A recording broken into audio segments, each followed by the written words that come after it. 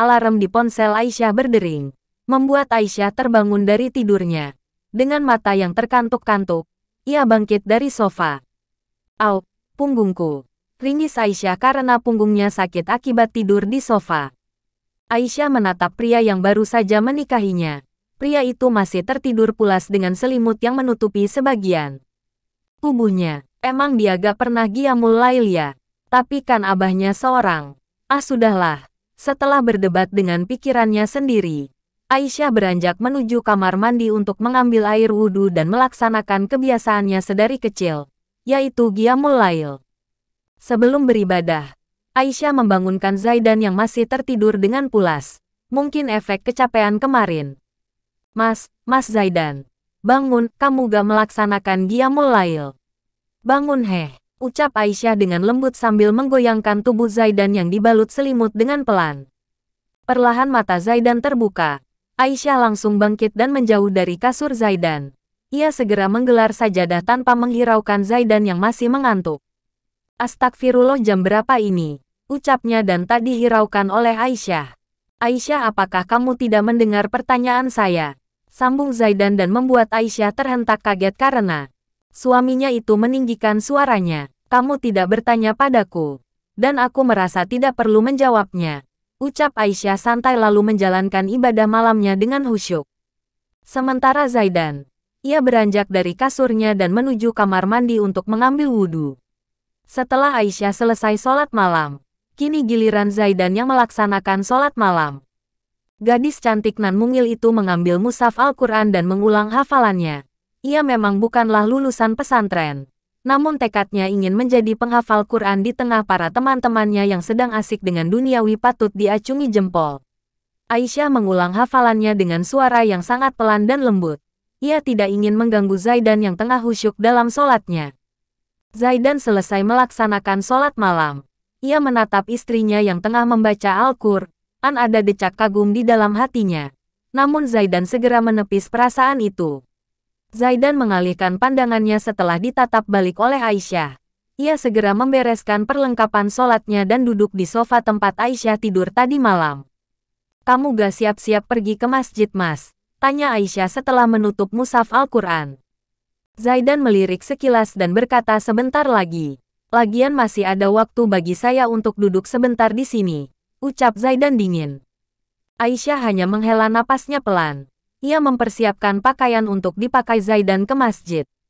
Aisyah mengambil baju koko berwarna navy dipadukan dengan warna abu-abu, menambah kesan elegan di baju koko tersebut.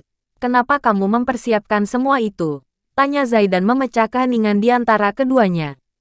"Jangan salah sangka, aku hanya menjalankan kewajibanku sebagai seorang istri," ucap Aisyah kesal. Zaidan tak menghiraukan perkataan Aisyah. Ia beranjak mengambil baju koko yang sudah disiapkan oleh Aisyah. Aisyah hanya mengedikkan bahunya melihat Zaidan yang terburu-buru mengambil baju koko yang sudah ia siapkan. Padahal beberapa menit yang lalu Zaidan tampak santai memainkan ponselnya. Zaidan sudah berganti baju. Ia sangat tampan mengenakan baju koko berwarna navy itu. Aisyah tersenyum ke arah Zaidan. Namun senyumnya hilang saat mendapatkan perkataan ketus dari Zaidan. "Awas nanti kamu jatuh cinta. Dan saya tidak akan pernah membalas cinta itu," ucap Zaidan lalu pergi keluar kamar untuk ke masjid. Setelah selesai sholat subuh Zaidan kembali ke rumah dan langsung disambut oleh Aisyah. Zaidan memberikan tangannya dan tidak kunjung disambut oleh Aisyah. Gadis itu hanya berdiri di ambang pintu setelah membukanya. Zaidan mengibas-kibaskan tangannya untuk segera dicium oleh Aisyah. Namun Aisyah tidak segera menciumnya. Ia malah pergi meninggalkan Zaidan. "Hei, mau kemana?" ucap Zaidan di ambang pintu yang sedari tadi menunggu Aisyah untuk mencium tangannya. Aisyah tak menghiraukan panggilan Zaidan. Ia terus berjalan menuju dapur. "Suruh siapa tadi malam nyuruh aku tidur di sofa?" ucap Aisyah merengut kesal. Zaidan mengikuti langkah Aisyah menuju dapur. Hening di antara keduanya tak ada yang membuka suara satupun. Aisyah yang tak tahan dengan suasana hening langsung bertanya bagaimana masakannya. "Gimana makanannya, Mas? Enak. Sorry buat yang tadi. Nanti aku cium deh," ucap Aisyah dengan tersenyum dan membuat siapapun yang melihatnya akan meleleh. Zaidan hanya berdehem dan tidak menghiraukan ucapan istrinya. Sebenarnya ketika di masjid tadi Zaidan sudah berniat ingin menerima Aisyah sebagai istri sahnya. Walaupun setelah setahun ia akan membebaskan Aisyah. Tapi setidaknya, ia tidak akan disalahkan karena tidak bersikap baik pada gadis itu. Namun, Zaidan merasa kesal karena tidak disambut baik oleh sang istri dan membuatnya untuk berubah pikiran dan kembali ke rencana awal. Ding dong, suara bel membuat kaget mereka berdua yang sedang asik makan. Tanpa mengobrol apapun. Aisyah ingin membuka pintu dan melihat siapa yang datang. Namun langsung dicegah oleh Zaidan. Duduklah biar saya yang buka. Ucap Zaidan datar dan langsung beranjak pergi untuk melihat siapa yang datang. Aisyah yang kepo mengikuti langkah suaminya. Ia tidak bisa menahan diri untuk tidak mengikuti langkah suaminya. Aisyah tiba di ruang tamu menampilkan sesosok yang ia ikuti dan dengan dua orang parubaya berjalan di depannya. Siapa yang datang, Mas? Tanya Aisyah basa-basi dengan tersenyum manis. Zaidan yang mengetahui isyarat mata Aisyah untuk berpura-pura bahwa pernikahan mereka berjalan dengan baik, langsung mengerti apa yang harus ia lakukan. Umi sama Abah Aisyah, ucap Zaidan tersenyum dan berada di samping Aisyah. Membuat kedua orang tua Zaidan ikut tersenyum. Umi, Abah, Aisyah langsung mendatangi mertuanya dan mencium punggung tangan mertuanya. Sebagai menantu yang baik sudah sepantasnya Aisyah melakukan hal itu. Gimana kabarmu? Nduk, Zaidan tidak kasar denganmu kan? Tanya Umi Zaidan pada Aisyah dan Aisyah menggeleng pelan sambil tersenyum. Aisyah ingin sekali berkata bahwa Zaidan sangat kasar dengannya karena menyuruh Aisyah untuk tidur di sofa. Sebenarnya bukan disuruh sih, lebih tepatnya Aisyah yang bersikeras. Ais baik Umi. Umi sama Abah apa kabar? Oh iya Umi dan Abah udah sarapan belum? Kalau belum, kebetulan kita berdua sedang sarapan. Ikut sarapan bareng Yumi. Bah, ucap Aisyah dengan tersenyum ramah. Ia tidak ingin membuat mertuanya tahu bagaimana sikap dingin Zaidan padanya. Dan sudah sepatutnya Aisyah menutup aib suaminya. Itulah yang diajarkan Ustazah Aisyah pada dirinya sewaktu ia masih aliyah. Wah kebetulan banget Abah belum sarapan, Nduk. Dan ini kesempatan Abah untuk mencicipi masakanmu yang kata abimu enak, ucap pria parubaya itu dengan tertawa renyah. Mereka semua tiba di meja makan. Aisyah melayani kedua mertuanya sebelum ditarik oleh Zaidan ke kamar.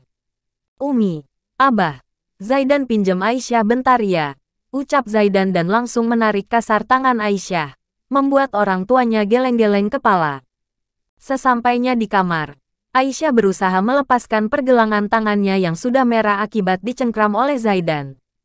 Lepasin, sakit tanganku loh Mas, ucap Aisyah dengan ketus dan akhirnya pergelangan tangannya dilepaskan oleh Zaidan. Umi akan tinggal di sini selama seminggu. Jadi, saya butuh bantuan darimu, ucap Zaidan masih dengan ekspresi datarnya. Bantuan? Bantuan apa Mas? Tanya Aisyah heran. Saya ingin ketika di depan Umi nanti, bersikaplah seolah-olah saya sangat mencintaimu, hanya di depan Umi. Ucap Zaidan menekankan kalimat terakhirnya. Kalau aku gak mau gimana Mas? Tanya Aisyah menaikkan sebelah alisnya dan menambah aura seksi dari Aisyah. Kamu harus melakukan itu, ini perintah. Bukankah seorang istri harus menuruti perintah suaminya? Sambung Zaidan mencengkeram erat lengan Aisyah dan membuat Aisyah meringis. Sepertinya ia salah bicara dengan Zaidan. Iya, lepasin dulu. Sakit Mas, ucap Aisyah lirih dan mengusap-usap lengan yang dicengkram oleh Zaidan. Setelah berbicara dengan Aisyah, Zaidan pergi ke kamar mandi untuk berganti pakaian karena ia masih menggunakan baju koko untuk ke masjid tadi. Aisyah masih setia menunggu suaminya keluar dari kamar mandi. Bukan tanpa alasan, Aisyah juga ingin ke kamar mandi. Zaidan gemar sekali berlama-lama di kamar mandi, berbanding terbalik dengan Aisyah yang hanya membutuhkan waktu 20 menit untuk mandi. Ketika Zaidan keluar dari kamar mandi, pandangan pertama yang ia lihat adalah Aisyah, karena gadis itu berada di depannya untuk masuk ke dalam kamar mandi. Dengan segera Zaidan menyingkir dan membiarkan gadis cantik nan mungil itu masuk. Zaidan berusaha memakai dasinya, namun sejak kecil, ia tidak bisa memakai dasi sendiri. Dulu Zaidan akan meminta Aska asisten sekaligus sahabatnya untuk memakaikan dasi kepadanya. Tapi sekarang rasanya tidak mungkin mengingat Zaidan sudah menikah. Aisyah keluar dari kamar mandi dan menatap suaminya itu tengah kesulitan untuk memakai dasi. Aisyah berinisiatif untuk membantunya. "Kenapa Mas? Sini biar aku bantu," ucap Aisyah menawarkan diri. Mau tidak mau Zaidan harus menerima bantuan dari Aisyah. "Tunduk dikit. Aku tidak sampai," sambung Aisyah. Karena tinggi badan mereka berbeda. Zaidan jauh lebih tinggi dari Aisyah. Bahkan jika diukur maka tinggi Aisyah hanya mencapai pundak Zaidan. Dengan lihai Aisyah memakaikan dasi di leher Zaidan. Ia juga menjahili Zaidan dengan menarik kuat dasi tersebut dan membuat Zaidan meringis. "Au, kamu mau membunuh saya?" ringis Zaidan. Kini raut wajah kesal yang nampak di wajahnya dan membuat Aisyah tertawa kecil. When there's no more hope is left in me, I can see what comes my way. When there's no more hope is left in me, I can see what comes